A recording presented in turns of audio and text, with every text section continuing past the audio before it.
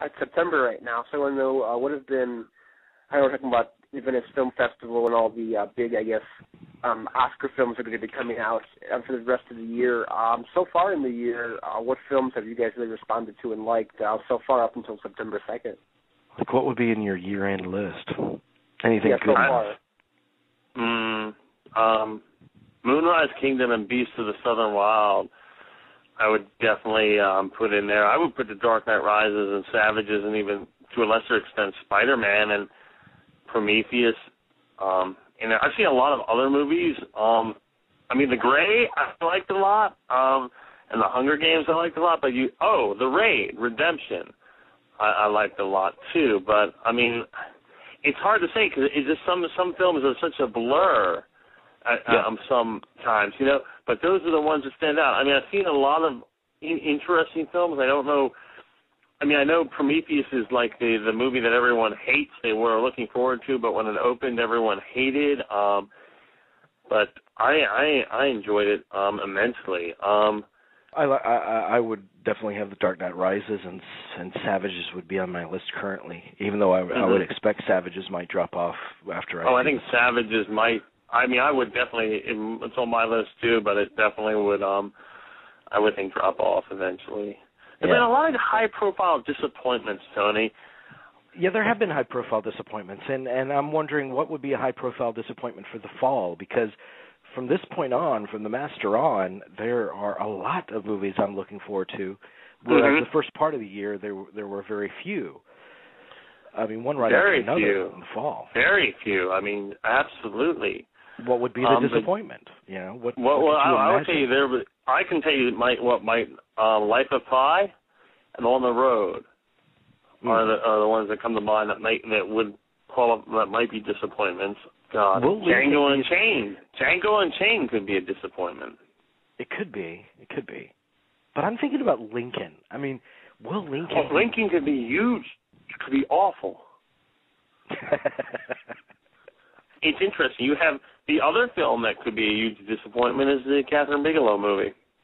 There are a couple. I think the thing that Cloud Atlas is something that has the potential to be I think Cloud Atlas is the kind of movie that it's probably going to open wide, if I'm not mistaken, and it will die, and it will be gone from theaters in 2 weeks. And then I think years from now, a cult will form around it. Yes, you're absolutely right. I think one of the most interesting films is about this fall, more so than the Bond or the Tarantino movie. One of the films I'm really looking forward to, even more than The Master, is Killing Them Softly. Oh, gosh, that looks great. It looks awesome. Cannot wait. I really cannot wait. It is like the American equivalent cast to Tinker Tailor Soldier Spy, It's like, and apparently that movie is about capitalism. How do you guys see the Judd Apatow movie, This Is 40 Plan? You think that one is going to do well at the box office and critically? Oh, I think it has potential to do very well. You need a comedy in there in that season, so I think that you have a lot of big films opening just within that week, not even that month, just that week.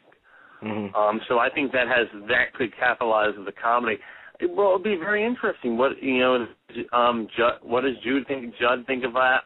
Middle age, and that's a big thing. This is someone who's all of his films and things have been related to are about grown-ups acting as children or just children, as you were.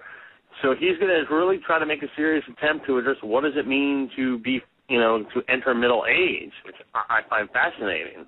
Yeah, one of my friends posted something on Facebook that I thought kind of interesting about Paul Rudd, about how it seems like Hollywood has been trying for years and years to make Paul Rudd a movie star, and I don't really think I think he's a great supporting character, and I think he's very funny, but I still don't think he's leading man material, and it seems like they've been trying hard with films like, Wanderlust, Over My Dead Body, and it seems like they've been trying really hard to make Paul Rudd a movie star, and I think he's great as an ensemble piece, but I don't really get excited for a Paul Rudd movie, and with Leslie Mann, I'm kind of getting tired of Judd Apatow, I think, shoving her down our throats, because I don't think she's that funny, and I think it's kind of, I guess, selective casting by her being in all of his movies. Might not have a job otherwise, you know? I mean, as you say. That's true. I mean, she was the voice in one of the characters, I think the mother in Paranorman. We were, like, watching the credits yesterday, and we're like, that was Leslie Mann? Oh, my God. Okay. Well, actually, and she's required to be in this one since it follows the characters from Knocked Up. Mm-hmm. But the thing about you can say that, you know, who necessarily would have thought Seth Rogen would carry in a movie when Knocked Up came out? I think it's the material, you know, more than anything. That's a big deal, yeah. And I remember they spent the longest time trying to make George Clooney a leading man. He would tank after tank after tank, and finally he hit, you know. And now he's one of the biggest leading men that we have. Mm-hmm. Yeah, I think Paul Rudd, you know, he was good in I Love You, Man, but that was not a big hit. And he was good in, you know, Our Idiot Brother, but that was an ensemble movie, as you pointed out. He's very good in ensemble movies. Right. We'll see. I mean, this is an interesting movie because, in one sense, it seems out of place with all these movies that are coming out at the end of the year. You know, the Leslie Mann character is like, oh, we have to do this. We have to spend more time with our children. We have to do this and this. It almost seems like a how-to guide in a movie at times. Just watching the trailer. You mentioned Larry Crown and how people didn't want to see Larry Crown because it was, you know, talking about serious issues. Do you think that people are going to want to see a movie about hitting 40 and kind of everything going downhill in a way? I'll be 42. I'll be 42 when the movie comes out. I want to just get tanked before going to see the movie. Then I'll watch it. But I mean, I don't know. It's a good, Tony. That's a very good question. I mean, there will be people that want to see it. My generation will definitely want to see it. Yeah, and plus, I mean, the rule of thumb is that the 18 to 25s are the ones that drive the box office anyway. Yeah. So This is 40 is not selling the same crowd as Knocked Up. Yeah, I mean, you know, Tony, it's a very good point you bring up because 40 is considered like ancient. I mean, 40, regardless of what generation or what year we're talking to, whenever that demographic is 40, they think, oh my God, it's the end. Are you collecting Social Security? I mean, you know. Yeah. But there is something along those lines, though. When you're in that demographic, that's what they think of. That should not be the prized demographic anymore. That really shouldn't be. Yeah, I'm curious what the demographic is now, if that's changed or altered at all. I would think, Jamie, the demographic would be over 50 at this point. If you really want to, if we've learned anything the last year, just from the way the trends and everything, and just what we're hearing about the election coming up, I would think 50, 55 and over is what you want to be appealing to.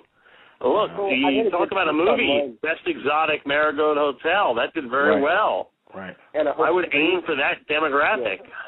I was reading an article online about how with movies, like you said, Best Exotic Marigold Hotel, Hope Springs, and even mentioned The Expendables, too, as well, as sort of, you know, aiming to people who want to go to the movies. You know, I know a lot of older people who want to go to the movies, and they're dying to go to the movies, but something like Ted is not really their style of comedy, where something like, you know, Hope Springs is, you know, more relatable and, you know, more comedic. Same with Best Exotic Marigold Hotel. Or they can watch The Expendables 2, which sees, you know, action stars that are in their 50s and 60s. So I think that is a forgotten audience that is slowly but surely sort of getting back into Hollywood. I think so, too. Yeah. Yeah, I agree with that. I mean, and Expendables 2 is doing, I think that's doing better than the original one. It could be, yeah. I want to see a trailer for Lincoln. I mean, they came out with a poster. A trailer has to pop up sooner or later. Mm-hmm. I want to see the tone of this movie, like what it looks like, and